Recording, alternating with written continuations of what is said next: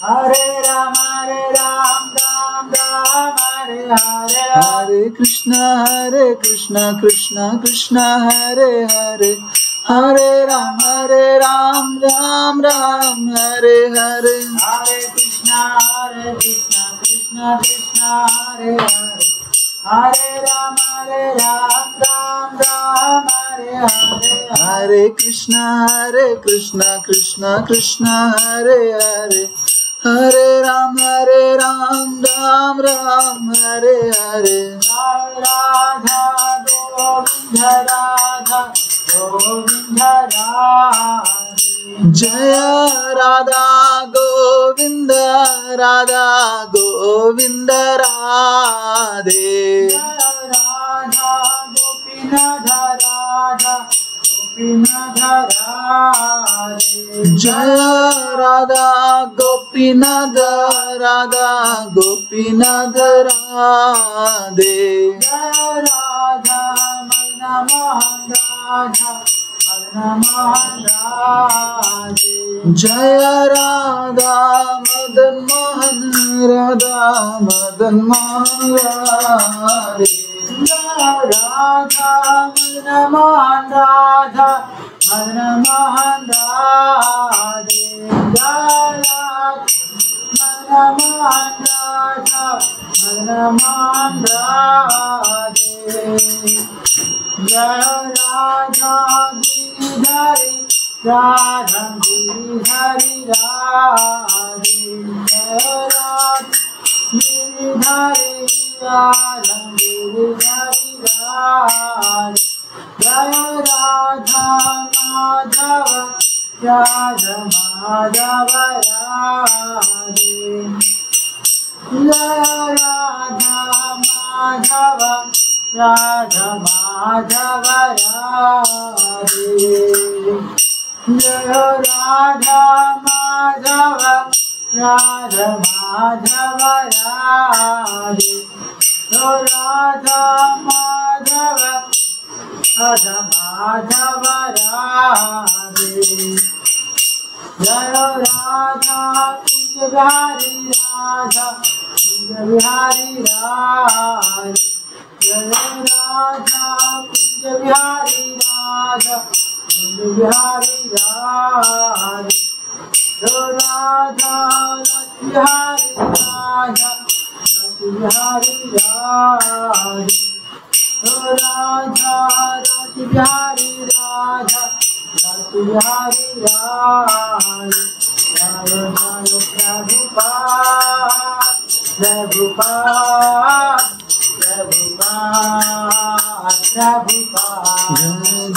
Prabhupada Prabhupada Prabhupada Prabhupada.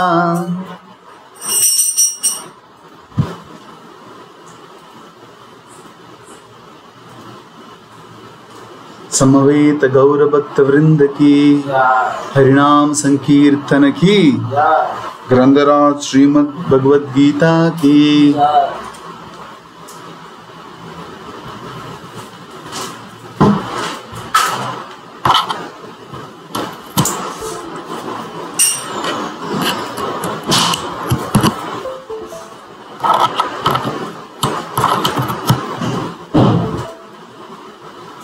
Hare Krishna. ఈరోజు గీతా సందేశ కార్యక్రమంలో పాల్గొన్న మీ అందరికీ మా అభినందనలు.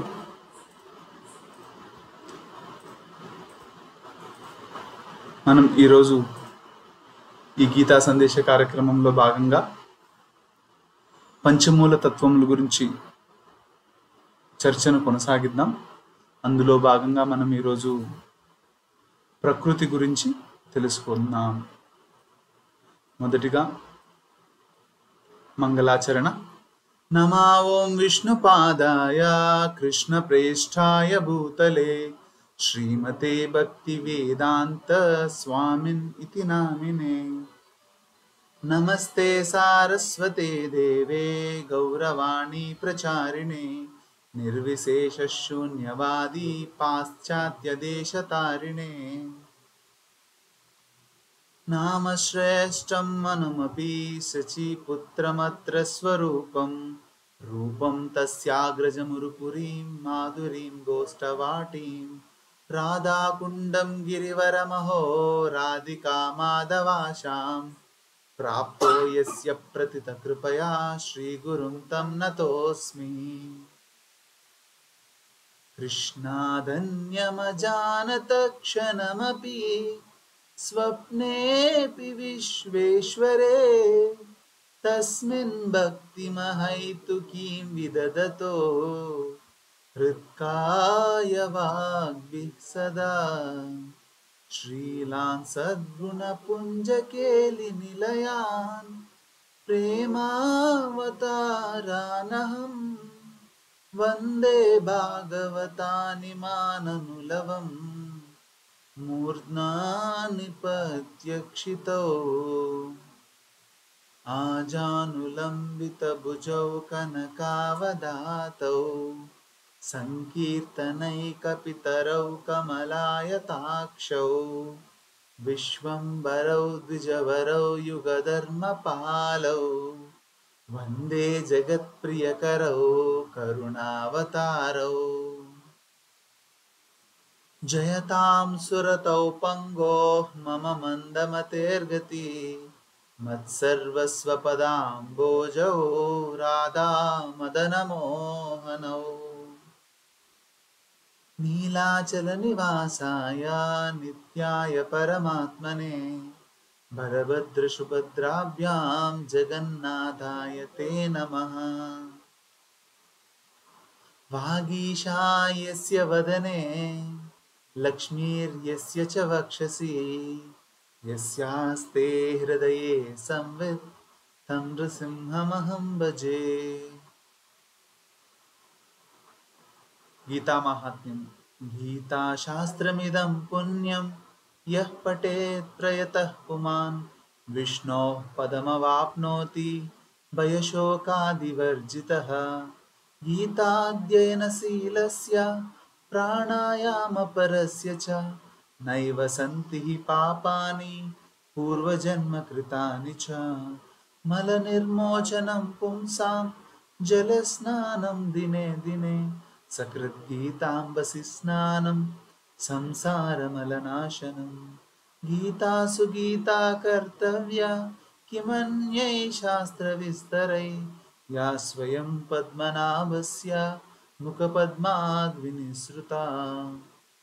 भारतामृतसर्वस्वं विष्णोर्वक्त्राद्विनिसृतं गीता गङ्गोदकं पीत्वा पुनर्जन्म न विद्यते। सर्वोपनिषदो गावो दोग्धा गोपालनन्दनः पार्थो वत्सः सुधीर्भोक्ता दुग्धं गीतामृतं महत्। एकं शास्त्रं देवकी पुत्रगीतम् एको देवो देवकी पुत्र एव एको मन्त्रस्तस्य नामानि यानि कर्माप्येकं तस्य देवस्य सेवा। ॐ नमो भगवते वासुदेवाय।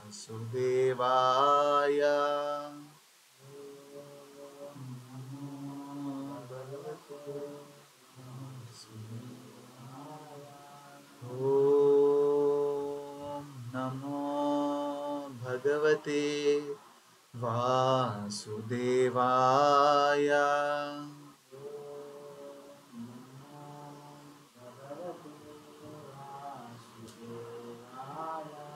ॐ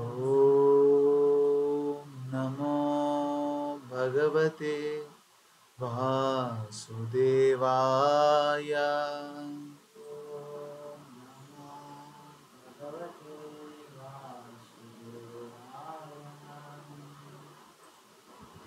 హరే కృష్ణ.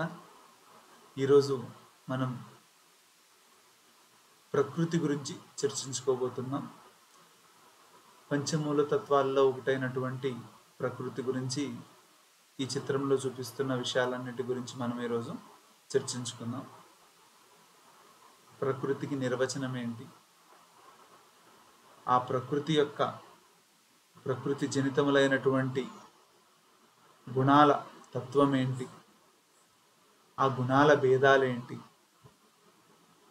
ఆ ప్రకృతి యొక్క గుణాలను మనం ఏ విధంగా అతిక్రమించవచ్చు, అతిక్రమించే విధానం ఏంటి, తర్వాత ఎవరైతే ఆ గుణాలను అతిక్రమిస్తాడో అటువంటి గుణాతీతుడి లక్షణాలు ఏంటి, చివరిగా అటువంటి గుణాతీతుడు ఎవరైతే ప్రకృతి యొక్క గుణాలను అతిక్రమిస్తాడో అటువంటి గుణాతీతుడు చేరేటువంటి గమ్యం ఏంటి, ఇలా ఈ విషయాలు మనం చర్చించుకున్నాం.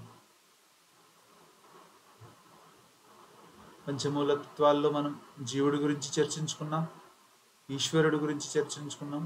ఈరోజు మనం ఇప్పుడు ప్రకృతి గురించి చర్చించుకోబోతున్నాం.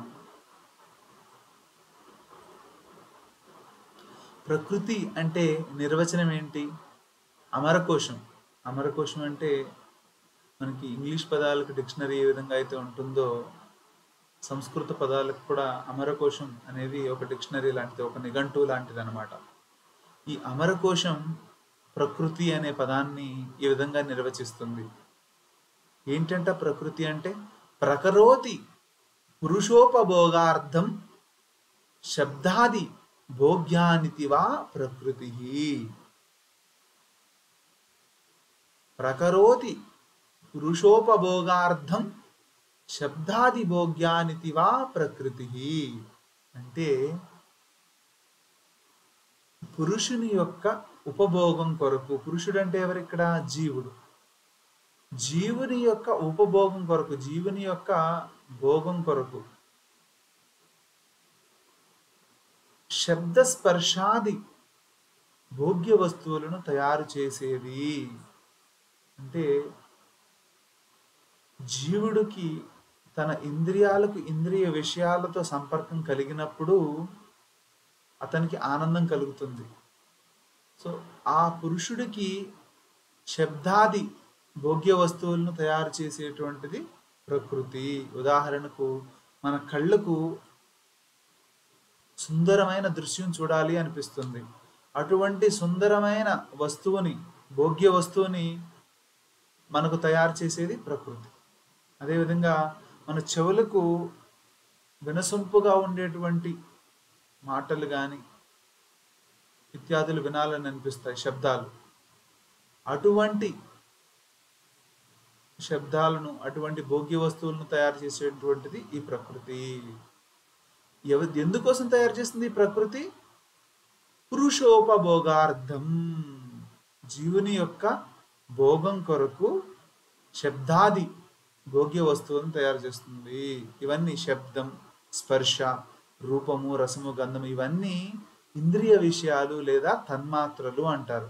అంటే మన ఇంద్రియాలకు ఇవి గోచరమైనప్పుడు ఇంద్రియాలకు మనకు ఆనందం కలుగుతుంది అనమాట. ఇంద్రియాలకు క్షణికమైన ఆనందం. ఉదాహరణకు చెవులకు వినసొంపైన శబ్దాలు వినాలి అనిపిస్తుంది. మన చర్మానికి చక్కగా స్మూత్గా ఉండే ఆబ్జెక్ట్స్ తగలాలి అనిపిస్తుంది. అదేవిధంగా మన నాలుకకు రుచికరమైన పదార్థాలు తినాలి అనిపిస్తుంది. మన నాసికారంధ్రాలకు సుగంధ ద్రవ్యాల యొక్క వాసనను పీల్చాలి అని అనిపిస్తుంది అన్నమాట. అదేవిధంగా మన కళ్ళకు అత్యద్భుతమైన రూపాన్ని చూడాలి అనిపిస్తుంది. ఈ విధంగా మన ఇంద్రియాలకు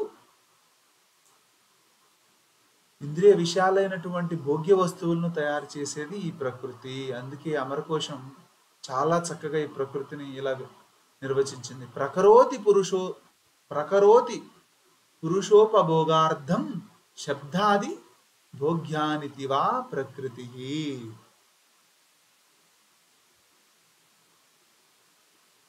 మరి ఈ ప్రకృతి యొక్క నిర్వచనం చెప్పుకున్నాం. అసలు ఈ ప్రకృతి యొక్క తత్వం ఏంటి? ఈ ప్రకృతి తత్వం ఏంటి? గుణాలంటే ఏంటి? గుణాలనేవి ప్రకృతి జనితములు, ప్రకృతి యొక్క జనితములు, ప్రకృతి నుండి ఉద్భవించినవి. అసలు ఆ గుణాలంటే ఏంటి, ఈ ప్రకృతి అంటే ఏంటి, వీటి తత్వం ఏంటి ఇత్యాది విషయాలు మనం చాలా వివరంగా ఇప్పుడు చర్చించుకున్నాం. ప్రకృతి గురించి, గుణాల గురించి 14వ అధ్యాయంలో చాలా శ్లోకాలు చెప్పబడ్డాయి అన్నమాట. దాని గురించి భగవంతుడు ఈ విధంగా చెప్తున్నాడు. అసలు ఈ ప్రకృతి తత్వం, అసలు ఈ గుణతత్వం తెలుసుకోవడం వల్ల కలిగే ప్రయోజనం ఏంటిది? ఈ ఈ జ్ఞానం, ఏ జ్ఞానం అయితే ఈ ప్రకృతి తత్వాన్ని తెలిపేటువంటిదో ఆ జ్ఞానం ఎంత గొప్పదో భగవంతుడు తన మాటల్లో చెప్తున్నాడు. శ్రీ భగవానువాచ పరం భూయ ప్రవక్ష్యామి జ్ఞానానం జ్ఞానముత్తమం యజ్ఞాత్వా మునయః సర్వే పరాం సిద్ధిమితో గతాః. శ్రీ భగవానువాచ, దేవాది దేవుడు శ్రీ భగవానుడు శ్రీకృష్ణుడు ఈ విధంగా చెప్తున్నాడు. ఏమని చెప్తున్నాడు? పరం భూయ ప్రవక్ష్యామి జ్ఞానానాం జ్ఞానముత్తమం. పరం భూయ అంటే మళ్ళీ చెప్తున్నాను అని అంటున్నాడు. ఎందుకంటే ఈ ప్రకృతి తత్వం గురించి క్లుప్తంగా భగవంతుడు అంతకుముందు అధ్యాయాలలో చెప్పాడు. అప్పుడు చాలా క్లుప్తంగా చెప్పాడు అనమాట. కానీ ఈ 14వ అధ్యాయంలో భగవంతుడు ప్రకృతి యొక్క తత్వాన్ని, ఈ గుణాల తత్వాన్ని చాలా వివరంగా చెప్పాడు అనమాట. అందుకే పరం భూయ మళ్ళీ చెప్తున్నాను, పరం భూయ ప్రవక్ష్యామి మళ్ళీ చెప్తున్నాను అని అంటున్నాడు. ఏం చెప్తున్నాడంట భగవంతుడు? జ్ఞానానాం జ్ఞానముత్తమం, జ్ఞానాలలోకెల్లా ఉత్తమమైన జ్ఞానాన్ని చెప్తాను అని అంటున్నాడు.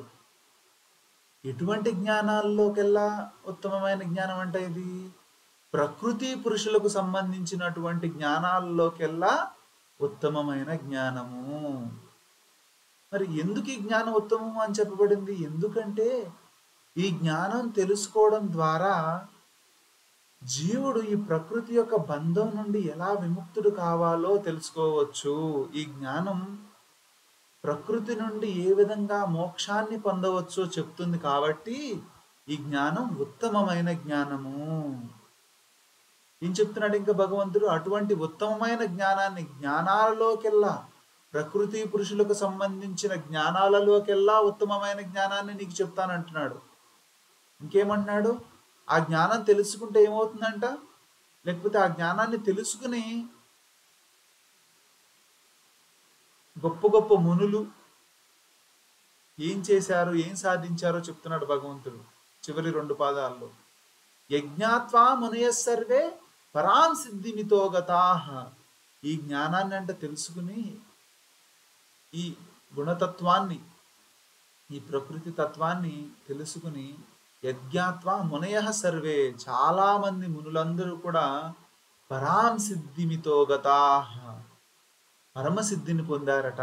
అటువంటి జ్ఞానాన్ని నీకు మళ్ళీ చెప్తున్నాను. అటువంటి ఉత్తమమైన జ్ఞానాన్ని నువ్వు తప్పకుండా విను అని చెప్తున్నాడు. మరి ఆ జ్ఞానాన్ని తెలుసుకుంటే కలిగే ఫలితం ఏంటో కూడా భగవంతుడు చెప్తున్నాడు. నీకు ఆ ఉత్తమమైన జ్ఞానాన్ని చెప్తాను అని అంటూనే అది వినడం వల్ల నీకు కలిగే ప్రయోజనం ఏంటో కూడా చెప్తాను అని భగవంతుడు చెప్తున్నాడు. ఇదం జ్ఞానముపాశ్రిత్య మమ సాధర్మ్యమాగతాః సర్గేపి నోపజాయంతే ప్రళయేన వ్యతంతి చ. ఇదం జ్ఞానముపాశ్రిత్య మమ సాధర్మ్యమాగతాః. ఈ జ్ఞానాన్ని ఆశ్రయించిన వారట మమ సాధర్మ్యమాగతః. ఎవరైతే ఈ జ్ఞానాన్ని ఆశ్రయించి ఈ జ్ఞానాన్ని తెలుసుకుంటారో అటువంటి వాళ్ళు మమ సాధర్మ్యమాగతః, నా సాధర్మ్యాన్ని పొందుతారు, నా స్వభావాన్ని పొందుతారు అని అంటున్నాడు భగవంతుడు. ఈ సాధర్మ్యం అంటే ఏంటో, భగవంతుని స్వభావం పొందడం ఏంటో మనం తెలుసుకుందాం. ఒక 2 నిమిషాలు ఓపిక పట్టండి. తర్వాత ఏమంటున్నాడు? ఈ జ్ఞానాన్ని తెలుసుకోవడం వల్ల భగవంతుని యొక్క సాధర్మ్యాన్ని పొందుతామని చెప్పి సర్గేపి నోపజాయంతే. ఎప్పుడైతే సృష్టి జరుగుతుందో ఆ సృష్టి సమయంలో వాళ్ళు జన్మించరట. ఎవరైతే ఈ జ్ఞానాన్ని తెలుసుకుంటారో, ఎవరైతే ఈ జ్ఞానాన్ని ఆశ్రయిస్తారో, గురువు గారి దగ్గరకు వెళ్ళి ఎవరైతే ఈ జ్ఞానాన్ని తెలుసుకుని ఉంటారో అటువంటి వాళ్లకు సృష్టి కలిగినప్పుడు మళ్ళీ జన్మ ఉండదు. ప్రళయే న వ్యదంతి చ. ఆ విధంగా ప్రళయం వచ్చినప్పుడు కూడా వాళ్లకు మరణం ఉండదు. ఆ విధంగా వాళ్ళు జనన మరణాలను దాటేస్తారు, జనన మరణాలకు అతీతులవుతారు. ఇప్పుడు అసలు ఈ మమ సాధర్మ్యం అనే పదం చాలా చోట్ల వస్తుంది. భగవంతుని యొక్క రూపత్వాన్ని పొందడం కానీ, భగవంతుని యొక్క భావాన్ని పొందడం అంటే ఏంటి అంటే 8 లక్షణాలు కలగడం అన్నమాట. సాధర్మ్యము అంటే భగవంతునికి వలె 8 విశేషణమైన గుణాలు కలిగి ఉండడం.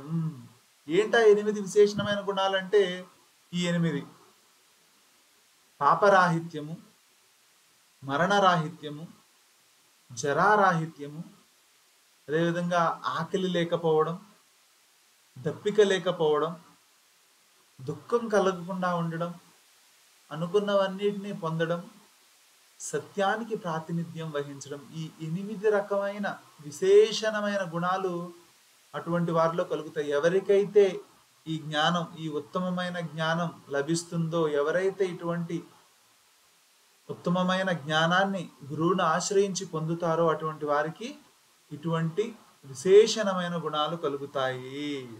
అటువంటి వాళ్ళు మరణం నుంచి, జననం నుంచి అతీతులవుతారు, విముక్తులవుతారు. ఇలా చెప్పిన తర్వాత భగవంతుడు అసలు ప్రకృతికి జీవుడికి గల సంబంధం ఏంటో చెప్తున్నాడు ఈ శ్లోకంలో. మమ యోనిర్మహద్ బ్రహ్మ తస్మిన్ గర్భం దదామ్యహం సంభవ సర్వభూతానాం తతో భవతి భారత. ఓ భారత, మమ యోనిర్మహద్ బ్రహ్మ తస్మిన్ గర్భం దదామ్యహం.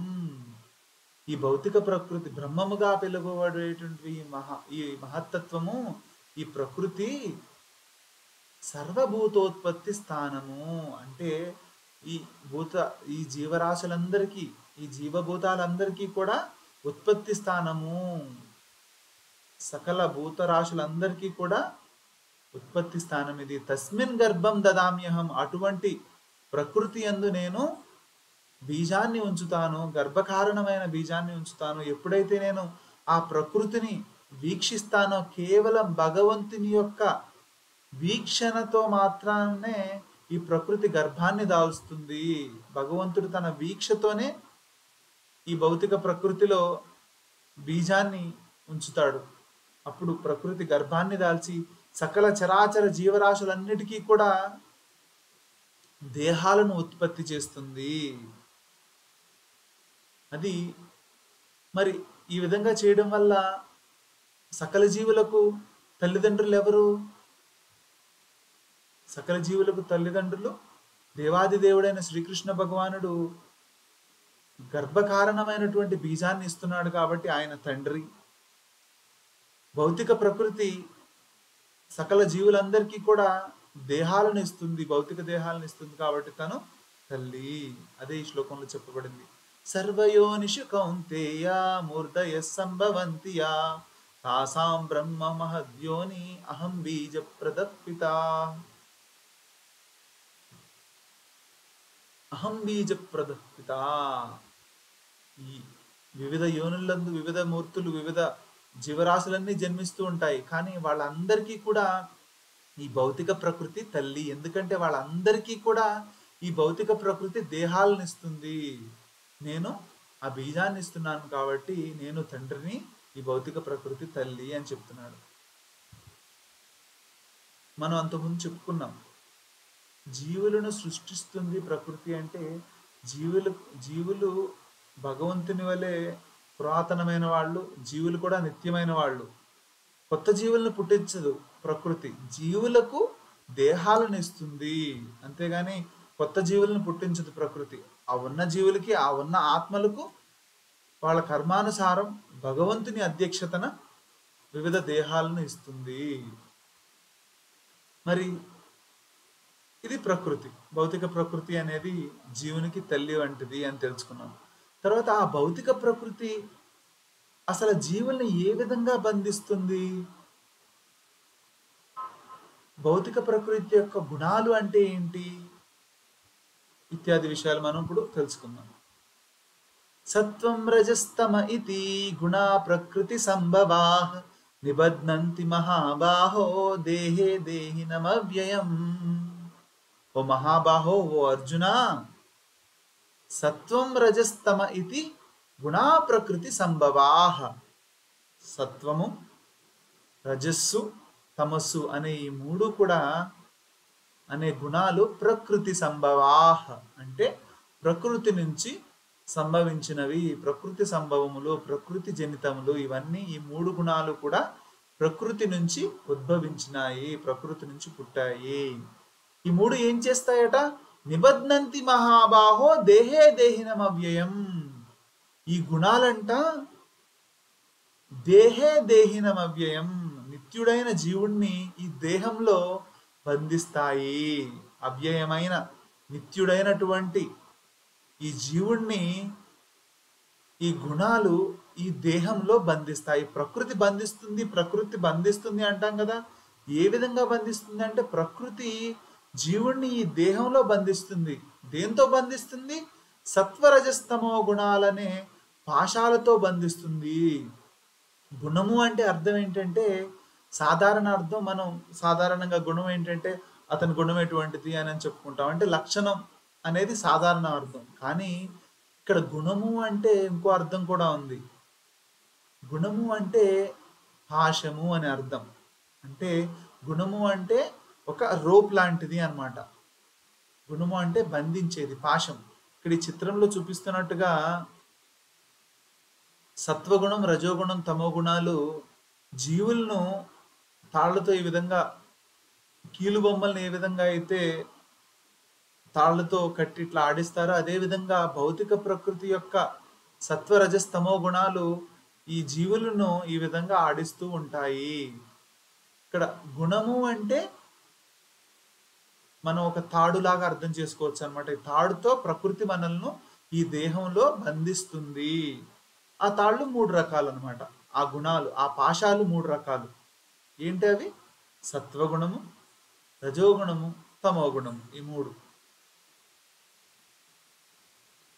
మరి సత్వగుణం, రజోగుణం, తమో గుణం అనేవి ఈ ప్రకృతి సంభవాలు. ఇవి జీవుణ్ణి ఈ దేహంలో బంధిస్తాయి అని చెప్పాడు కదా భగవంతుడు. ఇప్పుడు అసలు ఆ సత్వగుణం యొక్క లక్షణాలు ఏంటో చెప్తున్నాడు. ఇప్పుడు తత్ర సత్వం నిర్మలత్వాత్ ప్రకాశకమనామయం సుఖ సంగేన బధ్నాతి జ్ఞాన సంగేన చానగా. ఓ అనగా, ఓ పాపరహితుడా, ఓ అర్జున, తత్ర సత్వం నిర్మలత్వాత్ ప్రకాశమనామయం. ఈ మూడు గుణాల్లో తత్ర అంటే ఇప్పుడు మనం మూడు గుణాల గురించి చెప్పుకున్నాం కదా. ఈ మూడు ప్రకృతి యొక్క జనితములు అని చెప్పుకున్నాం కదా. వాటిల్లో సత్వగుణం అనేది నిర్మలత్వాత్ ప్రకాశకమనామయం. అది నిర్మలంగా ఉంటుందట, చాలా స్వచ్ఛంగా ఉంటుంది, నిర్మలంగా ఉంటుంది. అది నిర్మలంగా ఉంటూ ఏం చేస్తుంది? ప్రకాశకమనామయం, అది ప్రకాశింపజేస్తుంది. మరియు అనామయం అంటే దోషరహితమైనది. ఈ మూడు గుణాలలో కూడా సత్వగుణం అనేది చాలా నిర్మలమైనది, శుద్ధమైనది మరియు దోషరహితమైనది. అది ప్రకాశాన్ని కలిగిస్తుంది, అంటే మనకు అది జ్ఞానాన్ని కలిగిస్తుంది. కానీ అది కూడా గుణమే, అది కూడా పాశమే, కాబట్టి అది కూడా బంధిస్తుంది. మనకు రోప్ అనేది బంగారంతో చేసిన, వెండితో చేసిన, లేదా ఇనుముతో చేసిన, అది మనల్ని బంధిస్తూనే ఉంటుంది. ఇది సత్వగుణం ఎట్లాంటిది అంటే బంగారంతో చేసినటువంటి రూపం అనమాట. అంటే బంగారంతో చేసినటువంటి సంఖ్యలలాగా అది కూడా మనల్ని బంధిస్తుంది. ఎలా బంధిస్తుంది అది?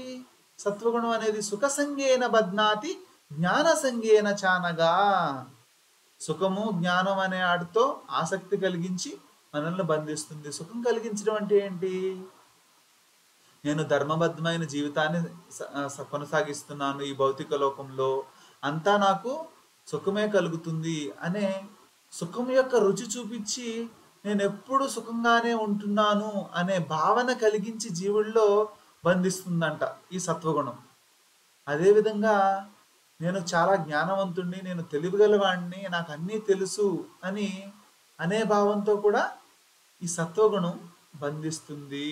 సత్వగుణం గొప్పదైనప్పటికీ కూడా, అది నిశ్చలంగా నిర్మలంగా ఉన్నప్పటికీ కూడా, అది జ్ఞానాన్ని ఇస్తున్నప్పటికీ కూడా అది కూడా బంధిస్తుంది, బధ్నాతి.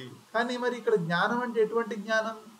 జ్ఞానం ఇస్తే మనం ఎందుకు బద్ధులవుతామంటే, ఇది జ్ఞానం భౌతికమైన జ్ఞానమే ఇస్తుంది, కేవలం ఈ భౌతిక జగత్తుకు సంబంధించిన జ్ఞానమే ఇస్తుంది, భౌతిక జ్ఞానం ఇస్తుంది. కానీ ఆధ్యాత్మిక జ్ఞానం ఇవ్వట్లేదు కాబట్టి ఈ సత్వగుణం కూడా మనల్ని బంధిస్తుంది. అదేవిధంగా రజోగుణం తమోగుణం కూడా బంధిస్తాయి. అది ఏ విధంగా బంధిస్తాయో చెప్తున్నాడు భగవంతుడు. రజో రాగాత్మకం విద్ధి తృష్ణ సంగ సముద్భవం. రాగాత్మకమైనటువంటి రజోగుణం, రాగాత్మకం అంటే రంజింపజేసేదంట ఈ రజోగుణం. రజో రాగాత్మకం విద్ధి తృష్ణ సంగ సముద్భవం. ఈ రజోగుణం వల్ల ఏం కలుగుతాయంట? తృష్ణ సంగం. ఈ రెండు కూడా ఈ రజోగుణం యొక్క లక్షణాలు. తృష్ణ అంటే ఏంటి అంటే మనకు లేని వస్తువులు కావాలి అనే కోరిక అన్నమాట. మనకు లేని వాటి పట్ల విపరీతమైన కోరిక కలిగి ఉండడం, అది నాకు కావాలి, అది నాకు కావాలి అనేటువంటి విపరీతమైన కోరిక కలిగి ఉండడం మనకు లేని వస్తువుల పట్ల, అది తృష్ణం. సంగం అంటే ఏంటి మరి అంటే మనకు ఉన్న వస్తువుల పట్ల అత్యంత ఆసక్తి కలిగి ఉండడం సంగం. తృష్ణ అసంగం. ఈ రెండు కూడా రజోగుణం యొక్క లక్షణాలు.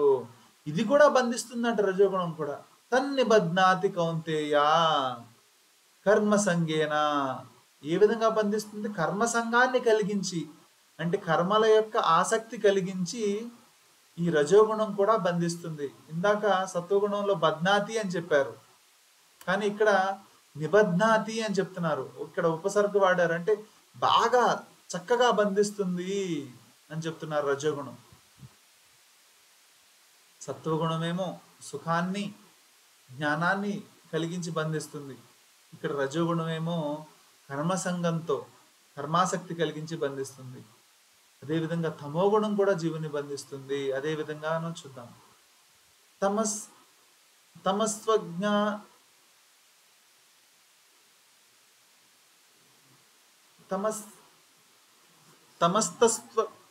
తమస్తజ్ఞానజం విద్ధి మోహనం. తమస్త్వజ్ఞానం అజ్ఞానజం విద్ధి మోహనం సర్వదేహినాం. ఈ తమస్సు అనేది అజ్ఞానజం విద్ధి, అజ్ఞానజం వల్ల అజ్ఞానజనితమైనటువంటి తమోగుణం. తమస్ అజ్ఞానజం విద్ధి. ఈ తమస్ అనేది అజ్ఞానం నుండి కలుగుతుందంట ఈ తమోగుణం. మోహనం సర్వదేహినాం. ఇదేం చేస్తుంది? సర్వజీవులందరినీ కూడా మోహింపజేస్తుంది. మరి దీని లక్షణాలు ఏంటి? దీని ప్రభావం ఏంటి జీవుడి పైన? ఏ విధంగా ఇది జీవుని బంధిస్తుంది? ప్రమాదాలస్య నిద్రాభి తన్నిబధ్నాతి భారత. ఓ భారత, ఇది కూడా బంధిస్తుంది. నిబధ్నాతి, చక్కగా బంధిస్తుంది. వీటి వల్ల ప్రమాదం. ప్రమాదం అంటే ఏంటి? ప్రమాదం అంటే నిర్లక్ష్యంగా ఉండడం, అజాగ్రత్తగా ఉండడం. ఆలస్యం అంటే సోమరితనంగా ఉండడం, నిద్ర.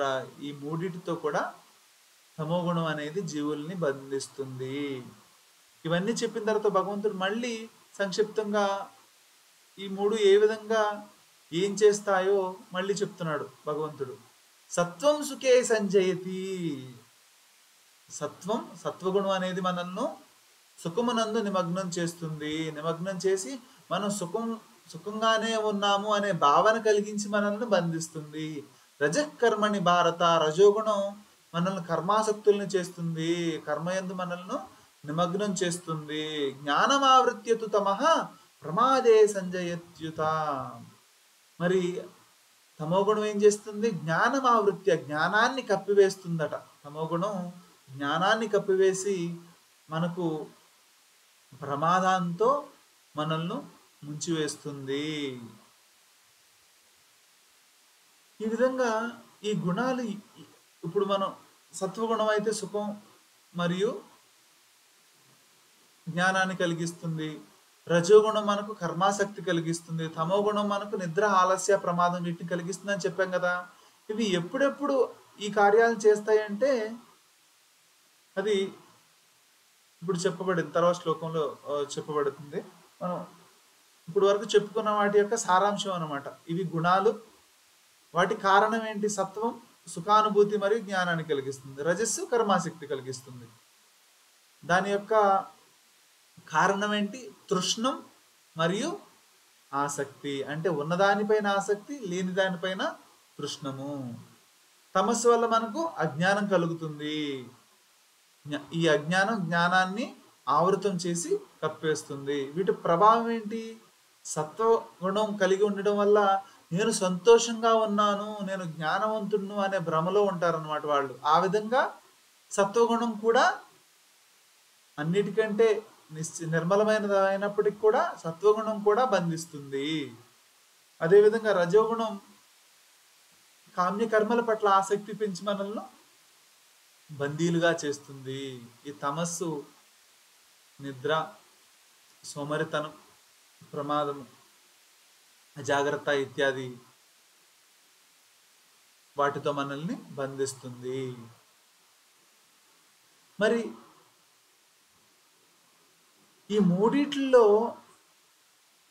జీవుల్లో ఏది ఎప్పుడు వృద్ధి చెందుతుంది అంటే, ఈ మూడిట్లో కూడా ఎప్పుడు ఒకటి వృద్ధి చెందితే మిగతా రెండు తగ్గి ఉంటాయి అన్నమాట, అణిచివేయబడి ఉంటాయి. ఆ విధంగా సత్వగుణం ప్రిడామినెంట్గా ఉందనుకోండి, సత్వగుణం ఎక్కువగా ఉంటే రజోగుణం తమోగుణాలు తక్కువగా ఉంటాయి. అదే రజోగుణం ఎక్కువ ఉందనుకోండి, సత్వగుణం తమోగుణాలు తక్కువగా ఉంటాయి. అదే తమోగుణం ఎక్కువగా ఉందనుకోండి, సత్వగుణం రజోగుణం తక్కువగా ఉంటాయి. అదే ఈ శ్లోకంలో చెప్పబడింది. రజస్తమశ్చాభిభూయ సత్వం భవతి భారత, రజస్ సత్వం తమశ్చైవ తమస్సత్వం రజస్తదా. ఈ విధంగా ఎప్పుడు ఏదో ఒకటి వృద్ధి చెంది ఉంటుంది, మిగతా రెండు తక్కువగా ఉంటాయి. ఈ విధంగా ఈ మూడింటి మధ్య ఎప్పుడు పోటీ పడుతూ ఉంటాయి అన్నమాట. నేను గొప్పగా ఉండాలి, నేను వృద్ధి చెందాలి అనేది. ఈ మూడు గుణాల మధ్య ఎప్పుడు కూడా పోటీ జరుగుతూ ఉంటుంది.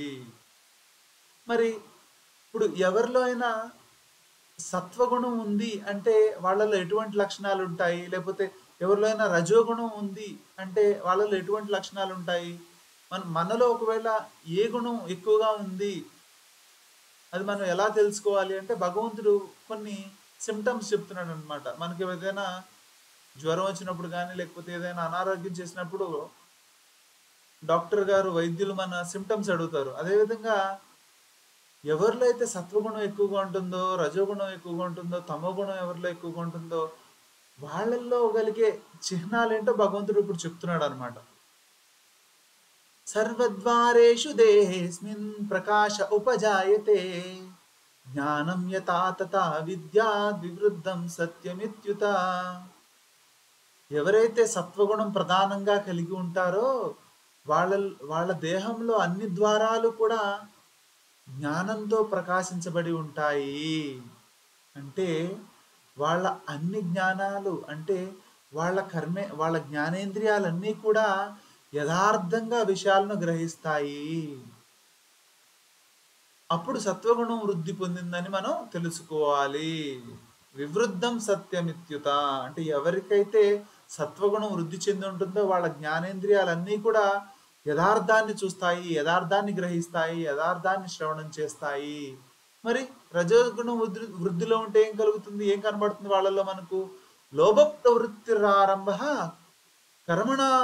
కర్మణామశమ స్పృహ రజస్యేతాని జాయంతే వివృద్ధే భరతర్షభ. ఓ భరతశ్రేష్ఠ, భరతవంశంలో పుట్టినటువంటి శ్రేష్ఠుడా ఓ అర్జున, ఎప్పుడైతే రజోగుణం వృద్ధి పొందుతుందో అప్పుడు లోభ ప్రవృత్తిరారంభ కర్మణామశమ స్పృహ.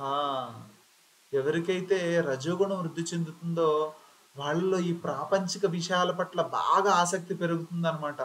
అదేవిధంగా కామ్యకర్మలు కూడా చేయాలి అనే, నేను ఇచ్చేయాలనే ఒక కుతూహలం, ఉత్సుకత అవన్నీ ఉంటాయన్నమాట.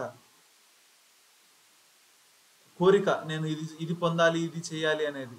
ఇది మనశ్శాంతిని కూడా దూరం చేస్తుంది, మనశ్శాంతి కూడా పోతుంది అనమాట అటువంటి వాళ్ళకి, ఎవరికైతే ఈ రజోగుణం కలిగి ఉంటుందో. అంతేకాకుండా వాళ్ళు ఇది మనకు సాధ్యం అవుతుంది కాదు అని ఆలోచించకుండానే పనులు మొదలు పెట్టేస్తారనమాట. ఆచరణ సాధ్యం కానప్పటికీ కూడా, అంటే వాళ్ళు ఎంత శ్రమించినప్పటికీ కూడా అవి దక్కవు. అటువంటి కార్యాలు కూడా వాళ్ళు చేయాలి అని ప్రయత్నిస్తారన్నమాట ఎవరికైతే రజోగుణం ఉంటుందో. లోభ ప్రవృత్తిరారంభ కర్మణామశమ స్పృహ. అదే తమో గుణం ఉంటే అటువంటి వారిలో ఎటువంటి లక్షణాలు కనబడతాయి? అటువంటి వారికంట అప్రకాశో ప్రవృత్తిశ్చ ప్రమాదో మోహేవచ. అటువంటి వారికి సత్వగుణంలో ఉన్నటువంటి జ్ఞానం కలగదు. అదేవిధంగా రజోగుణంలో ఉన్నటువంటి వారికి కలిగేటువంటి ప్రవృత్తి అంటే కార్యాసక్తి కూడా కలగదన్నమాట. వీళ్ళకి ఏం కలుగుతుంది? ప్రమాదో మోహేవచ. కేవలం ప్రమాదము, మోహమే కలుగుతాయి. ప్రమాదం అంటే అజాగ్రత్త, మోహము, ఇవే కలుగుతాయి. తమస్యేతాని జాయంతే వివృద్ధే కురునందన. ఆ విధంగా ఎవరైతే ఈ లక్షణాలను కనబరుస్తారో, అంటే కర్తవ్య కర్మలందు విముఖత చూపిస్తారో, ప్రమాదము అంటే నిర్లక్ష్యంగా మోహం చెందుతూ ఉంటారో, అటువంటి వాళ్ళు తమస్సు వృద్ధి చెందింది అని మనం తెలుసుకోవచ్చు. ఇదంతా చెప్పిన తర్వాత భగవంతుడు గుణతత్వాల గురించి, ఎవరు ఏ గుణంలో ఉండి మరణిస్తే ఏ లోకాలకు వెళ్తారో చెప్తున్నాడు అనమాట. ఉదాహరణకు సత్వగుణంలో ఉండి, అంటే వాళ్ళు మరణించే ముందు చనిపోయేటప్పుడు వాళ్ళు సత్వగుణంలో ఉండి మరణిస్తే వాళ్ళు మరణించిన తర్వాత ఏ లోకాలకు వెళ్తారు, అదేవిధంగా రజోగుణంలో ఉండి మరణిస్తే ఎక్కడికి వెళ్తారు, అవన్నీ చెప్తున్నాడు భగవంతుడు. ఇప్పుడు యథా సత్వే ప్రవృద్ధే తు ప్రళయం యాతి దేహభృత్ తదోత్తమ విధాం లోకాన్ అమలాన్ ప్రతిపద్యతే. ఎవరైతే సత్వగుణంలో ఉంటారనమాట, వాళ్ళైతే మహర్షుల యొక్క పవిత్ర లోకాన్ని పొందుతారు అట. అంటే వాళ్ళు దేవతలు, సత్వగుణంలో ఉన్నవాళ్ళు దేవతలను ఆరాధిస్తారు కాబట్టి అటువంటి గొప్ప గొప్ప దేవతల యొక్క స్థానాలకు లేదా వాళ్ళ లోకాలకు వీళ్ళు చేరుకుంటారు. సత్వగుణంలో ఉండి మరణించిన వాళ్ళు దేవతలను ఆరాధిస్తూ ఉంటారు కాబట్టి వాళ్ళు దేవతలను చేరుకుంటారు. అదేవిధంగా గొప్ప గొప్ప ఋషుల యొక్క పవిత్ర లోకాలను కూడా చేరుకుంటారు. మరి రజోగుణంలో మరణించిన వారు, తమో గుణంలో మరణించిన వారు ఎక్కడికి వెళ్తారు? సత్వగుణంలో మరణించిన వారు దేవతల లోకాలకు వెళ్తారని చెప్పుకున్నాం కదా. రజసి ప్రళయం గత్వా కర్మ సంగిషు జాయతే. ఎవరైతే రజోగుణంలో ఉండి మరణిస్తారో అటువంటి వాళ్ళు కర్మ సంగిషు జాయితే, కర్మాసక్తుల్లో జన్మిస్తారు. అంటే కర్మాసక్తులు అంటే ఈ మనుషుల లోకంలో మళ్ళీ జన్మిస్తారు. అటువంటి వాళ్ళు ఎవరైతే రజోగుణంతో ఉంటారో వాళ్ళు మనుషుల్లో జన్మిస్తారు. మరి తమో గుణంలో ఉన్న వాళ్ళు తథాప్రలీనస్తమసి మూఢయోనిషు జాయతే. ఎవరైతే తమో గుణంలో ఉండి మరణిస్తారో అటువంటి వాళ్ళు మూఢయోనుల్లో జన్మిస్తారు. అంటే పశుపక్షాదులు, జంతుజాలాల్లో వాళ్ళు జన్మిస్తారు. సత్వగుణంలో ఉండి మరణించిన వారు దేవతల లోకాలు చేరుకుంటారు. రజోగుణంలో ఉండి మరణించిన వాళ్ళు మనుషుల్లో పుడతారనమాట. మళ్ళీ ఎవరైతే తమో గుణంలో ఉండి మరణిస్తారో వాళ్ళు అధోలోకాలకు వెళ్తారు, జంతుజాలాల్లో వాళ్ళు జన్మిస్తారు. ఇప్పుడు వరకు మనం గుణం యొక్క తత్వాన్ని చాలా చక్కగా చెప్పుకున్నాం. ఇప్పుడు అసలు ఈ గుణాల్లో భేదాలు ఏంటి అంటే ప్రతిదానికి కూడా ఈ గుణ భేదాలు ఆపాదించవచ్చు అనమాట. ఉదాహరణకు మనం తినే ఆహారం, మనం చేసే క్రియలు అన్నీ కూడా, మనం చేసేటువంటి దానం, మనం చేసేటువంటి తపస్సు, మనం సముపార్జించేటువంటి జ్ఞానం అన్నిటికీ కూడా ఈ గుణభేదాలు ఆపాదించబడతాయి అన్నమాట. అంటే ఉదాహరణకు మనం తినే ఆహారం సత్వగుణంలో ఉంటే ఏ విధంగా ఉంటుంది, రజోగుణంలో ఆహారం ఏ విధంగా ఉంటుంది, తమో గుణంలో ఆహారం ఏ విధంగా ఉంటుంది, ఇవన్నీ మనం తెలుసుకోవడం చాలా అవసరం. ఎందుకంటే ఉదాహరణకు మనం సత్వగుణం పెంపొందించుకోవాలనుకోండి, సత్వగుణానికి ఫేవరబుల్గా ఉన్నటువంటి ఆహారాలు ఇత్యాదులు తీసుకోవాలి. ఆ విధంగా మనం కర్మలు ఆచరించాలి. ఆ విధంగా మనం సత్వగుణం పెంపొందించుకోవచ్చు అనమాట. ఇది ఒక సింగిల్ స్లైడ్లో, ఈ ఒక చిత్రంలో ఇంకా కొన్ని ఉన్నాయి. అంటే వేటికైతే గుణాలను మనం ఆపాదించవచ్చు అవన్నీ ఇక్కడ కొన్ని మాత్రం ఇక్కడ ఇవ్వబడ్డాయి. మనం ఇప్పుడు వరకు చెప్పుకున్నాం కదా, సత్వగుణం, రజోగుణం, తమోగుణం, ఈ మూడు ఇక్కడ ఈ వర్టికల్ గా కాలమ్స్ లో ఉన్నాయి. ఇక్కడ హారిజాంటల్ గా రోస్ లో ఈ క్యారెక్టరిస్టిక్స్ ఉన్నాయి అన్నమాట. సత్వగుణం యొక్క స్వభావం ఏంటి మనం చెప్పుకున్నాం, సుఖానుభూతి మరియు జ్ఞానము. అది సుఖాన్ని కలిగిస్తుంది, నేను సుఖంగానే ఉన్నాను అనే భావనతో అది మనల్ని బంధిస్తుంది. అదే నేను తెలివిగలవాడిని, నాకు అన్నీ తెలుసు అనే భావంతో కూడా సత్వగుణం మనల్ని బంధిస్తుంది. రజోగుణం కర్మాసక్తితో బంధిస్తుంది. అదేవిధంగా తమస్సు నిద్ర, ఆలస్య, ప్రమాదం వీటితో బంధిస్తుంది. మరి మరణానంతరం సత్వగుణంలో ఉండి మరణించిన వారు ఎక్కడికి వెళ్తారు? మహర్షుల యొక్క పవిత్ర లోకానికి, దేవతల లోకానికి వెళ్తారు. కానీ ఎవరైతే రజోగుణంలో ఉండి మరణిస్తారో వాళ్ళు కర్మాసక్తుల్లో జన్మిస్తారు. ఎవరికైతే కర్మ చేయాలి అనే ఆసక్తి బాగా ఉంటుందో అటువంటి వాళ్ళలో జన్మిస్తారు. ఉదాహరణకు మనుషులు ఇత్యాదుల్లో. తర్వాత తమస్సు, తమోగుణం ఎవరికైతే ఉండి వాళ్ళు మరణిస్తారో వాళ్ళు జంతుజాలాన్న జన్మిస్తారు అని చెప్పుకున్నాం మనం. మరి అదేవిధంగా కర్మ ఫలితం ఏ విధంగా ఉంటుంది? సత్వం వల్ల మనకు సుఖానుభవం కలుగుతుంది.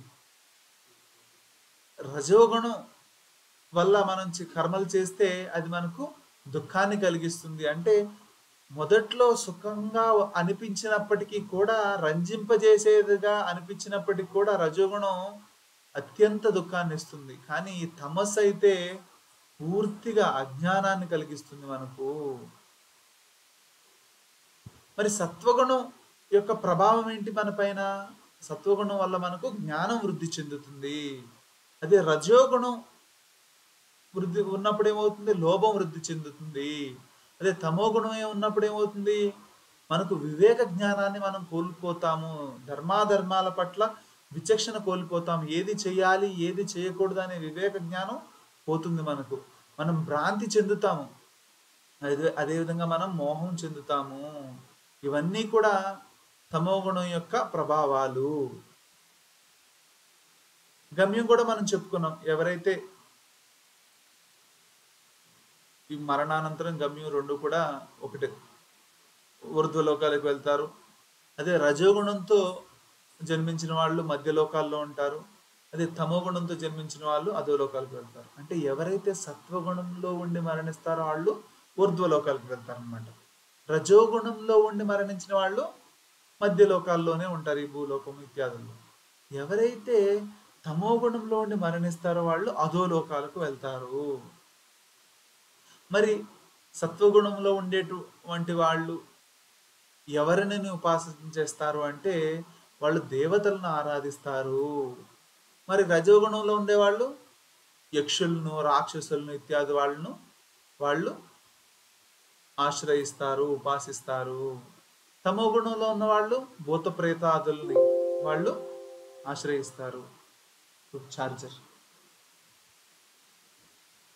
అదేవిధంగా ఆహారం కూడా సత్వగుణం, రజోగుణం, తమో గుణంలో ఉందన్నమాట. అంటే ఏ ఆహారం అయితే మనకు ఆయుష్ని పెంచుతుందో, బలాన్ని కలిగిస్తుందో, ఆరోగ్యాన్ని పెంచుతుందో, సుఖాన్ని కలిగిస్తుందో అటువంటి ఆహార పదార్థాలు సత్వగుణంలో ఉన్నటువంటి. ఉదాహరణకు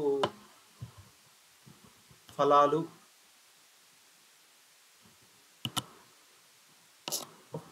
పళ్ళు, పళ్ళ రసాలు, తర్వాత శాకాహార కూరగాయలు ఇత్యాదులు ఇవన్నీ కూడా మనకు ఆయుష్ను పెంచుతాయి, ఆరోగ్యాన్ని పెంచుతాయి, మనకు సుఖాన్ని కూడా కలిగిస్తాయి. ఇవన్నీ కూడా సత్వగుణంలో ఉండేటువంటి ఆహారాలు అన్నమాట. రజోగుణంలో ఉండేటువంటి ఆహారాలు ఏంటి? ఏవైతే బాగా పుల్లగా చేదుగా ఉంటాయో, అంటే అన్ని ఎక్స్ట్రీమ్స్ అనమాట. బాగా చేదుగా కానీ, బాగా పుల్లగా కానీ, ఉప్పగా, వేడిగా, ఘాటుగా, పొడి పొడిగా ఉండే ఆహార పదార్థాలన్నీ కూడా రజోగుణానికి సంబంధించినవి. మరి తమో గుణానికి సంబంధించిన పదార్థాలు ఏంటి? సరిగ్గా ఉడకనివి, సారం అంతా నశించినవి. అంటే వాటిలో ఉన్న సారం మొత్తం తీసేసి కేవలం పిప్పి మాత్రమే ఉండేవి. అదేవిధంగా పాచిపోయినవి, అంటే నిన్న మొన్న ఎప్పుడో వండిన పదార్థాలు, తర్వాత ఇంగిలి పదార్థాలు, ఇవన్నీ కూడా తమో గుణంలో ఉంటాయి అన్నమాట. మనం ఈ గుణాలలో ఉండేటువంటివి తెలుసుకోవడం దేనికి? ఉదాహరణకు మనం సత్వగుణం పెంపొందించుకోవాలి అనుకున్నాం అనుకోండి, మనం ఆ సత్వగుణంలో ఉన్నటువంటి ఆహార పదార్థాలను తీసుకున్నాం అనుకోండి, మనలో సత్వగుణం క్రమంగా వృద్ధి చెందుతుంది. అందుకే మనం గుణభేదాలను తెలుసుకోవడం చాలా అవసరం.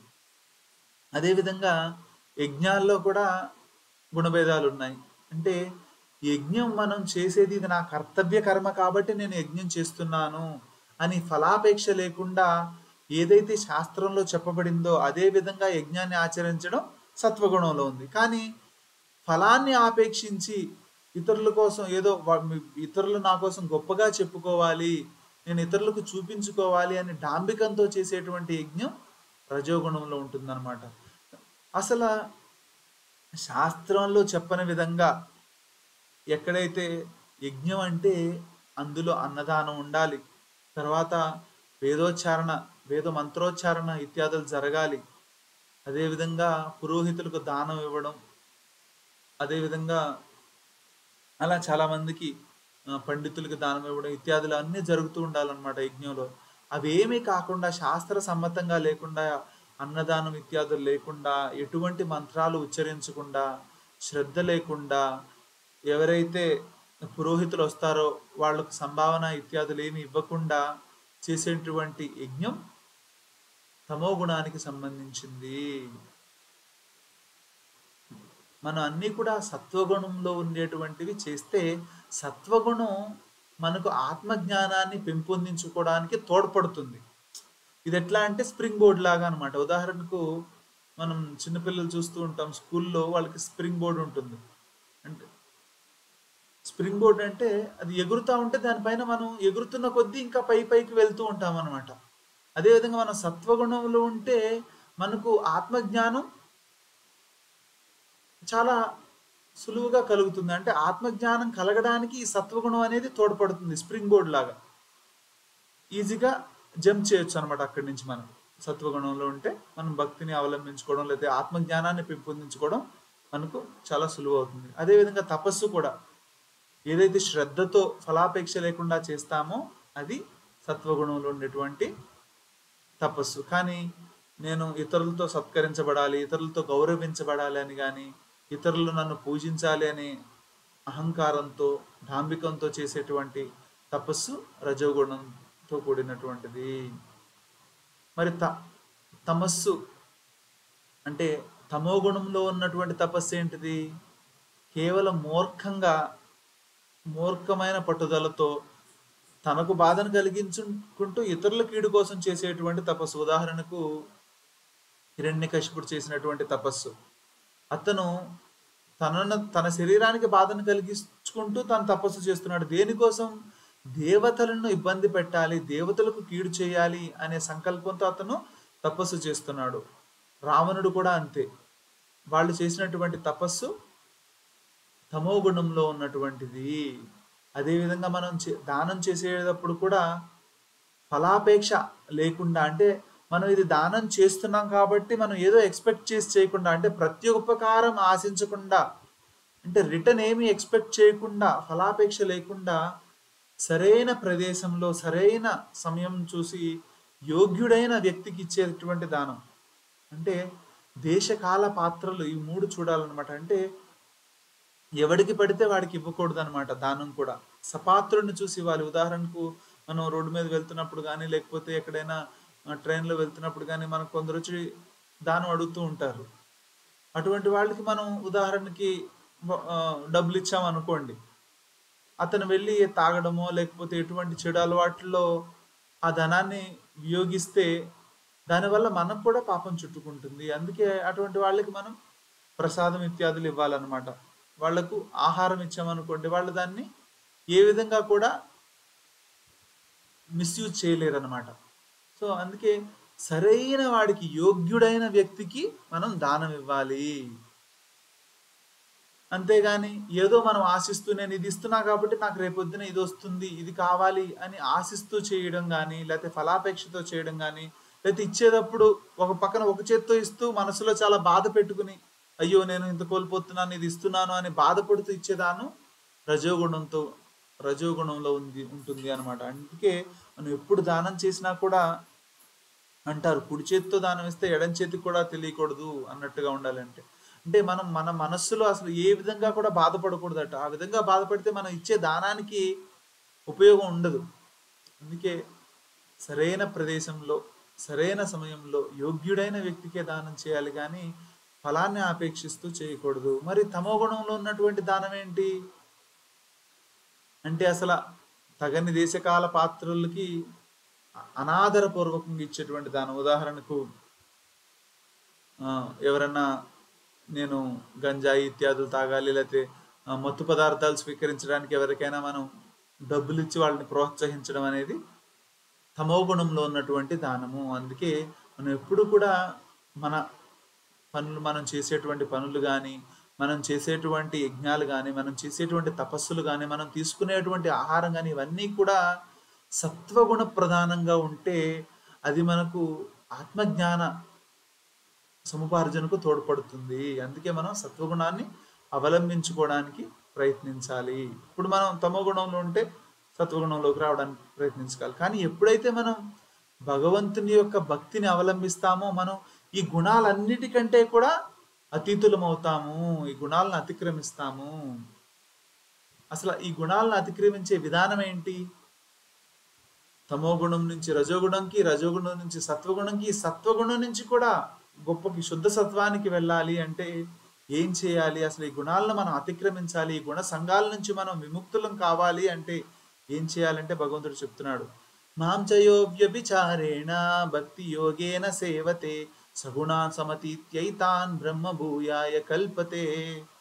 మాంచయో అవ్యభిచారేణ భక్తి యోగేన సేవతి. ఎవరైతే అవ్యభిచారిణి భక్తి అంటే అచంచలమైన భక్తి, నిరాటంకమైన భక్తితో భగవంతుడిని సేవిస్తారో అటువంటి వాడు సగుణాన్ సమతీత్యైతాన్, అటువంటి వాడు ఈ గుణాలన్నిటినీ కూడా అతిక్రమిస్తాడు. బ్రహ్మభూయాయ కల్పతే, అటువంటి వాడు బ్రహ్మతత్వానికి బ్రహ్మభూత స్థితికి చేరుకుంటాడు. అప్పుడు అతనికి భక్తి పొందడానికి అర్హుడవుతాడు, శుద్ధ భక్తి పొందడానికి, అనన్య భక్తిని పొందడానికి అప్పుడు అతడు అర్హుడవుతాడు. ఎవరైతే గుణాన్ని అతిక్రమిస్తాడో అటువంటి వాడి లక్షణాలేంటి? గుణాలను ఎలా అతిక్రమించాలో తెలుసుకున్నాం. అంటే ఎవరైతే అవ్యభిచారిణి భక్తి, అనన్య భక్తి, ఎవరైతే నిరంతరంగా భక్తి చేస్తారో అటువంటి వాళ్ళు గుణాలను సులువుగా అతిక్రమిస్తారో అని తెలుసుకున్నాం. ఎవరైతే ఆ గుణాలను అతిక్రమిస్తాడో అటువంటి వాడి లక్షణాలు ఏంటి? ఇప్పుడు భగవంతుడు చెప్తున్నాడు. అర్జున ఉవాచ, అర్జునుడు అడుగుతున్నాడు అనమాట ఈ ప్రశ్న. కైర్లింగై స్త్రీన్ గుణానేతాన్ అతీతో భవతి ప్రభో కిమాచారకితం కథం చైతాన్ త్రీన్ గుణాన్ అతివర్తతే. అర్జునుడు అడుగుతున్నాడు, ఓ ప్రభు, ఎవరైతే ఈ గుణాలను అతిక్రమిస్తాడో అటువంటి వాడి లక్షణాలు ఏంటి? అటువంటి వాడు ఏ విధంగా ప్రవర్తిస్తాడు? అతడు ఏ విధంగా త్రిగుణాలను అధిగమిస్తాడు? ఏ విధంగా త్రిగుణాలను అతిక్రమిస్తాడో మనం ఇప్పుడే చెప్పుకున్నాం. అతడు ఎప్పుడైతే అవ్యభిచారిణి భక్తిని చేస్తారో, అచంచలమైన భక్తిని అవలంబిస్తారో, భక్తి యోగాన్ని, అప్పుడు ఎవరైనా గుణాలను అతిక్రమించవచ్చు. అసలు అటువంటి వాడి లక్షణాలు ఏంటి? అటువంటి వాడి ప్రవర్తన ఏంటో మనం ఇప్పుడు చెప్పుకుందాం. శ్రీ భగవాను వాచ ప్రకాశం చ ప్రవృత్తిం చ మోహమేవ చ పాండవ నద్వేష్టి సంప్రవృత్తాని నివృత్తాని కాంక్షతి. ఎవరైతే గుణాలను అతిక్రమిస్తాడో అటువంటి వాడంట ప్రకాశం చ ప్రవృత్తిం చ మోహమేవ చ పాండవ. ప్రకాశం అంటే దేని లక్షణం? సత్వగుణం యొక్క లక్షణం మనం చెప్పుకున్నాం. ప్రవృత్తి అంటే రజోగుణం యొక్క లక్షణం. మోహం అనేది తమో గుణం యొక్క లక్షణం. ఈ మూడు కలిగినప్పుడు కూడా నద్వేష్టి సంప్రవృత్తాని, మూడు కలిగినప్పుడు వాటిని ద్వేషించడు. నివృత్తాని కాంక్షతి, అవి లేనప్పుడు సంతోషించడు అనమాట. ఎవరైతే గుణాలను అతిక్రమిస్తాడో అటువంటి గుణాల యొక్క ప్రభావం అతని యందు కలిగినప్పుడు మోహం చెందడు. అదేవిధంగా అవి కలగకుండా ఉన్నప్పుడు అవి అతను సంతోషించడు, అంటే ఆయన సమభావంతో ఉంటాడు. ఇంకా ఉదాసీనవదాసీనో గుణైర్యోన విచాల్యతే గుణావర్తంత ఇత్యేవం యోవతిష్టతి నేంగతే. అతడట ఉదాసీనుడు వలె ఉంటాడు అన్నమాట. అంటే ఏ విధంగా చెల్లించకుండా ఉంటాడు. ఏ విధంగా చెల్లించకుండా ఎందుకుంటాడు? గుణైర్యోన విచాల్యతే, అతను గుణాల చేత ఏ విధంగా కూడా కలతి చెందడు. అంటే సత్వగుణం యొక్క ప్రభావం అతని ఎందుకు కలిగినా, రజోగుణం యొక్క ప్రభావం అతని ఎందుకు కలిగినా, తమోగుణం యొక్క ప్రభావం అతని ఎందుకు కలిగినా కూడా అతను ఉదాసీనుడిగా ఉంటాడు, న్యూట్రల్గా ఉంటాడు, సమత్వంగా ఉంటాడు. గుణావర్తంత ఇత్యేవం యోవతిష్టతి నేంగతే. అతను ఏమనుకుంటాడు? గుణాలు వాటి పని అవి చేసుకుంటున్నాయి అని ఏమాత్రం చెల్లించకుండా ఉంటాడు. గుణాతీతుడు. ఇంకా సమదుఃఖ సుఖ సమదుఃఖ సుఖ స్వస్థ సమలోష్ట్రాస్మ కాంచన తుల్య ప్రియా ప్రియో ధీర తుల్య నిందాత్మ సంస్తుతి. అటువంటి వాడట సుఖ దుఃఖాలను సమంగా చూస్తాడట. అంటే సుఖ దుఃఖాలు, మానాపమానాలు ఇత్యాది ద్వంద్వాలకు అతను అతీతుడుగా ఉంటాడు. సమలోష్ట్రాస్మ కాంచన, అటువంటి వాడు లోష్ట్రము, అశ్మము, కాంచనం అంటే మట్టి ముద్దను గాని, రాతి ముక్కను గాని, బంగారాన్ని గాని మూడింటిని కూడా ఒకే విధంగా చూస్తాడట. తుల్య ప్రియా ప్రియోధీర, అతను ప్రియం కలిగే వస్తువులు తటస్థపడినప్పుడు కానీ అప్రియం కలిగించే వాటి ఎందుకు అని కూడా సమంగానే ఉంటాడు. తుల్య నిందాస్తు సంస్థుతి, ఎవరన్నా అతను నిందిస్తున్నప్పుడు కూడా, లేకుంటే ఎవరైనా అతన్ని పొగిడినప్పుడు కూడా అతను సమానంగానే ఉంటాడు. అంటే అతను శీతోష్ణాల యందు, సుఖదుఖాల యందు ఇత్యాది ద్వంద్వాల అన్నిటి యందు కూడా అతను సమానంగా ఉంటాడు. అదేవిధంగా అన్ని వస్తువులను, అంటే మట్టి ముద్దను కానీ, రాళ్లను కానీ, బంగారాన్ని కానీ ఇటువంటి అన్నిటిని కూడా సమానంగా చూస్తాడు. అంతేకాకుండా అందరినీ కూడా, అంటే తనను నిందించే వాళ్ళని కానీ, తనను పొగిడే వాళ్ళని గురించి పట్ల కూడా అతను సమభావం కలిగి ఉంటాడు. మానాపమానయోస్తుల్య తుల్యో మిత్రారి పక్షయో, మిత్రుల పట్ల కానీ శత్రువుల పట్ల కానీ సమభావం కలిగి ఉంటాడు. ఇంకా సర్వారంభ పరిత్యాగి గుణాతీత స ఉచ్యతే, అంటే అదేవిధంగా అన్ని భౌతిక కర్మలను కూడా ఆరంభించకుండా ఉంటాడు. అటువంటి వాడు గుణాతీతుడు. అంటే ఈ ఎవరైతే గుణాలను అతిక్రమిస్తాడో అటువంటి వాడు భక్తి యోగాన్ని ఆచరించడానికి అర్హుడవుతాడు. అంతేకాకుండా అతడు శీతోష్ణాలు, సుఖదుఖాలు, మానాపమానాలు ఇత్యాది ద్వంద్వాలన్నింటిలో కూడా చలించకుండా స్థిరంగా సమభావంతో కలిగి ఉంటాడు. అంతేకాకుండా అతనికి అన్ని వస్తువులు ఒకే విధంగా చూస్తాడు. అంటే మట్టిని కానీ, రాళ్లను కానీ, బంగారాన్ని కానీ ఒకే విధంగా చూస్తాడు. అంతేకాకుండా తన మిత్రులను, శత్రువులను అందరినీ కూడా ఒకే విధంగా చూస్తాడు ఎవరైతే గుణాలను అతిక్రమిస్తాడో అటువంటి వాడు. ఇంకా ఆ విధంగా చేయడం వల్ల అటువంటి వాడికి కలిగే ఫలితం ఏంటి? అతను ఈ విధంగా యథార్థ దృష్ట, అంటే సరిగ్గా ఎవరైతే యథార్థ దృష్టి కలిగి ఉంటాడో అటువంటి వాడిని ద్రష్ట, యథార్థ ద్రష్ట అంటారు. అటువంటి వాడికి కలిగే ప్రయోజనం ఏంటో కూడా ఇక్కడ భగవంతుడు చెప్తున్నాడు. ప్రకృత్యైవ చ కర్మాణి క్రియమాణాని సర్వశః యః పశ్యతి తదాత్మానం అకర్తారం స పశ్యతి.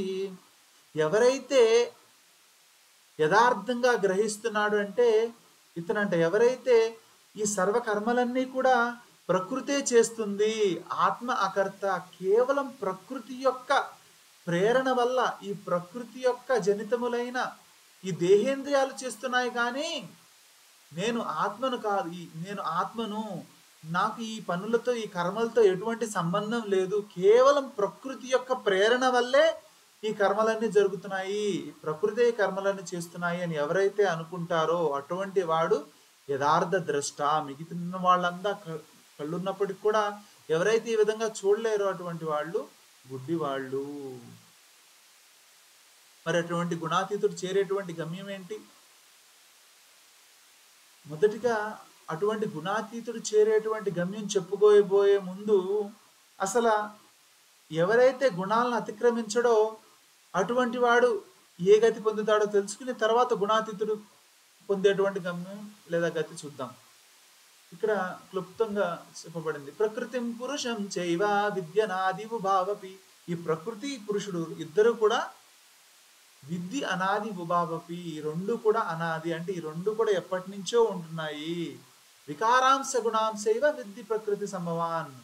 ఈ ప్రకృతి ఈ జీవునికి వికారాలు గుణాలు ఇస్తుంది. వికారాలంటే ఈ దేహేంద్రియాలు, ఇవన్నీ కూడా మనకు జీవుడికి ఎవరిస్తున్నారు? ప్రకృతే ఇస్తుంది. మరి ఈ దేహేంద్రియాలు ఇవన్నీ ప్రకృతి ఇస్తుంది కదా, మరి ప్రకృతి జనితములైనటువంటి వికారాలు, ఈ సుఖ దుఃఖాలకు కారణం ఎవరు అంటే ఈ శ్లోకంలో చెప్పబడింది. కార్యకారణ కర్తృత్వే హేతు ప్రకృతి రుచ్యతే. అంటే ఈ దేహానికి ఇంద్రియాలు కలిగజేయడానికి కారణం ఎవరు? భౌతిక ప్రకృతి. మనకు ఈ ఇంద్రియాలు, ఈ దేహం ఇవన్నీ కలిగినాయి అంటే కారణం భౌతిక ప్రకృతే. దాని వల్లే, భౌతిక ప్రకృతి వల్లనే ఇంద్రియాలు ఇవన్నీ కలిగాయి. ఈ సుఖదుఖాలు సంతోషాలు ఇవన్నీ కూడా భౌతిక ప్రకృతి యొక్క వికారాలు, కానీ జీవుడికి అసలు ఈ వికారాలు అంటూ లేవు. కానీ జీవుడే ఈ సుఖదుఖాలకు కారణం అని చెప్పబడ్డాడట. పురుష సుఖదుఖానాం భోక్తృత్వే హేతురుచ్యతే. ఈ సుఖదుఖాలు అనేవి ప్రకృతి నుండి జన్మించినవి. ఈ ప్రకృతి యొక్క వికారాలు ఈ సుఖదుఖాలు అనేటివి. కానీ ఈ పురుషుడికి అసలు వీటితో సంబంధం ఏంటి అంటే కారణం తర్వాత శ్లోకంలో చెప్పబడింది. ఎందుకంటే ఈ పురుషుడు ఈ ప్రకృతిలో చాలా కాలంగా ఉండడం వల్ల తనను తాను ప్రకృతి అనుకుని ఆ ప్రకృతి యొక్క వికారాలను తను అనుభవిస్తున్నాడు. అంతేగాని ఎప్పుడైతే పురుషుడు నేను ఈ శరీరాన్ని కాదు, నేను ఆత్మను అని తెలుసుకుంటాడో అప్పుడు ఈ సుఖదుఖాలు అతను కలగవు. అందుకే ఎవరికైతే ఆత్మ సాక్షాత్కారం కలుగుతుందో అతడు సుఖదుఖాలకు అతీతుడు, సుఖదుఖాలను సమంగా చూడగలుగుతాడు అనమాట. ఎప్పుడైతే మన జీవుడు ఈ భౌతిక ప్రకృతిలో ఉండి చాలా కాలంగా ఉండి తనను తాను ప్రకృతితో గుర్తించుకుంటుందో అప్పుడు ప్రకృతి యొక్క వికారాలు తనపై ప్రభావం చూపుతాయన్నమాట. అందుకే జీవుడు సుఖదుఖాలను అనుభవిస్తాడు. కారణం గుణ సంగోస్య సదసద్యో అని జన్మషు. ఆ ప్రకృతి యొక్క సంఘం వల్లనే ఈ జీవుడు ఈ సంసార చక్రంలో కొట్టుమెట్లాడుతూ ఈ ప్రకృతిలో బద్ధుడై ఉంటున్నాడు. ఎప్పుడు కూడా ఉత్తమ జన్మలు అధమ జన్మలు ఇవన్నీ తీసుకుంటూ ఉంటున్నాడు. ఎందుకు? అతని ప్రకృతిలో బద్ధుడై ఉన్నాడు, తనను తాను ప్రకృతితో ఐడెంటిఫై చేసుకుంటున్నాడు. కాబట్టి ఇప్పుడు ఎవరైతే యథార్థ ద్రష్టో, మనం చెప్పుకున్నాం ఇందాక, యథార్థ ద్రష్ట అంటే ఎవరు? కేవలం ఈ కర్మలన్నీ కూడా ప్రకృతి వల్లనే జరుగుతున్నాయి, ప్రకృతే చేస్తుంది, అంతేగాని శుద్ధమైన ఆత్మ ఈ కర్మలకు కారణం కాదు, కేవలం ప్రకృతి యొక్క ప్రేరణ వల్లనే ఇవి జరుగుతున్నాయి కానీ ఆత్మకి ఎటువంటి సంబంధం లేదు అని ఎవరైతే తెలుసుకుంటారో అటువంటి వాడు పరమగతిని పొందుతాడు, అటువంటి వాడు భగవంతుని యొక్క భావాన్ని పొందుతాడు అని ఇందులో చెప్తున్నారు. నాణ్యం గుణేభ్య కర్తారం యథాదృష్టానుపశ్యతి. ఎవరైతే నా అన్యం గుణేభ్య కర్తారం, ఎవరైతే గుణాల కంటే అన్యమైన కర్తను చూడడం, అంటే కేవలం ఈ గుణాలే అన్నిటికీ కర్త అని ఎవరైతే చూస్తారో ఆ గుణాలకు అతీతమైనటువంటి జీవుడు కేవలం గుణాల యొక్క ప్రేరణ వల్ల ఈ కర్మలు ఆచరిస్తున్నాడే కానీ వీటికి కారణం గుణాలు అని ఎవరైతే తెలుసుకుంటాడో అటువంటి వాడు భగవంతుని యొక్క భావాన్ని పొందుతాడు. భగవంతుని భావం అంటే ఏంటో మనం చెప్పుకున్నాం ముందే. జన్మరాహిత్యం, మరణరాహిత్యం, ఆకలి దప్పికలు లేకపోవడం ఇత్యాదులు అవన్నీ అని. అదేవిధంగా ఎవరైతే ఈ విధంగా గుణానేతాన్ అతీత్రీన్ గుణాన్ ఏతాన్ అతీత్య త్రీన్, ఎవరైతే ఈ మూడు గుణాలను అతిక్రమిస్తారో దేహీ దేహ సముద్భవాన్, ఎవరైతే ఈ దేహానికి కారణమైనటువంటి, దేహి అంటే ఎవరు? దేహాన్ని ఆశ్రయించిన వాడు, జీవుడు, దేహదారి. ఈ దేహ సముద్భవానికి అంటే ఈ దేహ ఉత్పత్తికి కారణమైనటువంటి ప్రకృతి యొక్క గుణాలను ఎవరైతే అధిగమిస్తాడో, ఈ ప్రకృతి యొక్క మూడు గుణాలను, సత్వగుణాన్ని, రజోగుణాన్ని, తమోగుణాన్ని ఎవరైతే ఈ మూడు గుణాలను అతిక్రమిస్తాడో అటువంటి గుణాతీతుడు జన్మ మృత్యు జరా దుఃఖై విముక్తో మృతమశ్నుతి. అటువంటి వాడు జననము, మరణము, ముసలితనము ఇత్యాది వాటి నుండి కలిగే దుఃఖాల నుండి విముక్తి పొందుతాడు. అమృతమశ్నుతే అంటే మృతం లేనటువంటి, అంటే మృత్యువు లేనటువంటి స్థితిని పొందుతాడు. అప్పుడు అతనికి భక్తి చేసుకోవడానికి, అనన్యమైన భక్తి చేసుకోవడానికి అతనికి అర్హత కలుగుతుంది. ఎప్పుడైతే అచంచలమైన భక్తి అంటే నిరాటంకమైన భక్తి చేస్తే గుణాలను అతిక్రమించవచ్చు. ఆ విధంగా గుణాలను అతిక్రమించడం వల్ల బ్రహ్మభూత స్థితి కలుగుతుంది. అప్పుడు అతను అనన్యమైన భక్తి చేయవచ్చు, అతడు మోక్షం పొందుతాడు. అంతే. ఓం తత్సత్. శ్రీకృష్ణార్పణమస్తు. ఇంతటితో మనం ముగిద్దాం. హరే కృష్ణ. ఇప్పుడు ఎవరికైనా ఏమైనా ప్రశ్నలు ఉంటే మిమ్మల్ని మీరు అన్మ్యూట్ చేసుకుని అడగవచ్చు.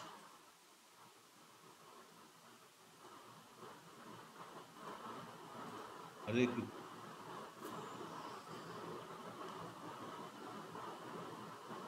కృష్ణ. హరే కృష్ణ. సార్ తమో గుణం అని చెప్పారు కదా హరే సార్. కృష్ణ, మీ మాట చాలా చిన్నగా వినబడుతుందండి, కొంచెం గట్టిగా మాట్లాడతారా? సార్ తమో గుణంలో అని చెప్పారు కదా సార్. తమో గుణంలో వాళ్ళు జంతువు దాంట్లో జన్మిస్తారన్నారు కదా. ఆ జంతువుల్లో కు- మన పోలీస్ కుక్కలు ఉన్నాయి కదా సార్. ఆ పోలీస్ కుక్కలకి చాలా జ్ఞానం ఉంటుంది కదా. మనుషులకన్నా ఎక్కువ జ్ఞానం ఉంటుంది. వాళ్ళు క్రిమినల్స్ పట్టుకుంటారు.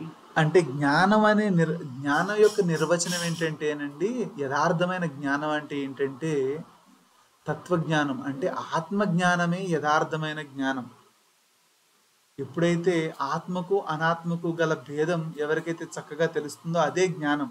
భగవంతుడు కూడా భగవద్గీతలో చాలాసార్లు చెప్పాడు, క్షేత్రజ్ఞయోర్ జ్ఞానం ఏతద్ జ్ఞానం మతం మమ అని. అంటే యథార్థమైన జ్ఞానం, నిజమైన జ్ఞానం ఏంటి అంటే ఈ శరీరానికి ఆత్మకు గల సంబంధించిన జ్ఞానము. అంటే ఆత్మతత్వం అనికి సంబంధించిన జ్ఞానమే నిజమైన జ్ఞానం. అంతేగాని అవి వాసన చూసి పసిగట్టగలిగింది అది ఉన్నతమైన జ్ఞానం కాదు అది.